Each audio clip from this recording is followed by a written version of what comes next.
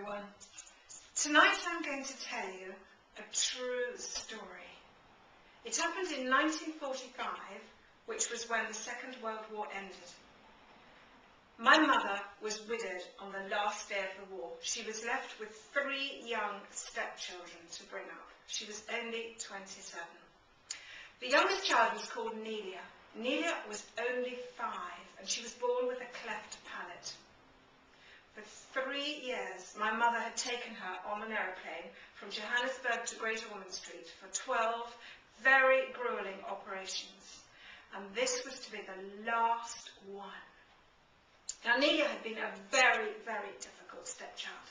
She'd never got over the fact that her mother had died of breast cancer and her father had been killed on the last day of the war, just when everyone was celebrating. And her stepmother, who was yet to be my mother, made her have these terrible, terrible operations over and over. That night she was particularly difficult. She wouldn't do anything my mother said. But suddenly the next day, she lay there on the operating table. She had been warned, she had been told that for this operation there would be no general anaesthetic. She had to stay awake and she had to be incredibly brave. They were going to cut part of her lower lip, twist it around while it was still attached, and attach it to her top lip to make her more beautiful. It was tricky and it would take a while, and she had been lying there for quite a long time when she panicked.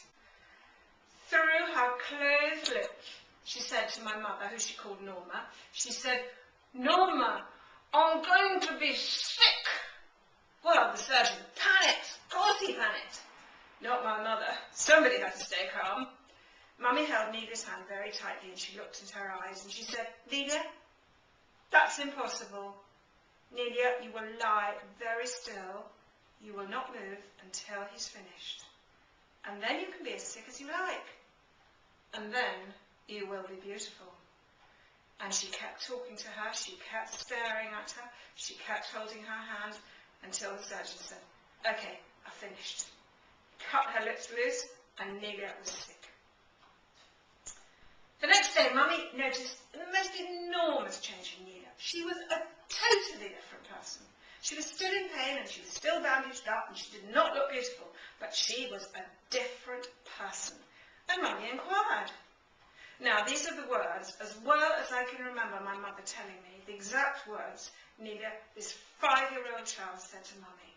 She said, "Norma, last night something very funny happened. My real Mummy came and sat on the end of my bed. My real Mummy. She was really there on my bed. And she told me that you were now my real Mummy, and that I had to be very good and do everything you said, and then I would be beautiful." Mummy couldn't believe it, but it explained everything. Goodness, a ghost had come into the hospital. Just what Mummy needed. Now, Nelia is 70. Remember, this was 65 years ago, when there were no surgeons in South Africa who could do this sort of thing, when you had to fly to Great Ormond Street. Now it takes 90 minutes, it costs £150, and you just have to go to this train as it makes its way across Africa, creating smiles all over the place on little black children who certainly didn't smile before the operation. Now tonight, I want to tell you about a very special person in this room. She doesn't know anything about this. Maggie Etheridge has been quietly managing an amazing photographic project which raises thousands of pounds for this charity. She's been responsible for hundreds of these operations, and this year they are celebrating their 100,000th operation, and Maggie's been responsible for quite a number of those. And do you know what? Last year they invited her over to New York for a special dinner to celebrate how much money she'd made. And you know what? It won't surprise any of you. She didn't go. She thought, what a waste of money. I don't need the food, I don't need the recognition. So she sent them the airfare. And she thought, we'll pay for a few more operations. That's the sort of person Maggie is. Now I want you to raise your glasses, please, to the 100,000th operation and how many of them Maggie has helped. How many of these smiles across Africa are due to Maggie? Cheers, Maggie. I love you to bits.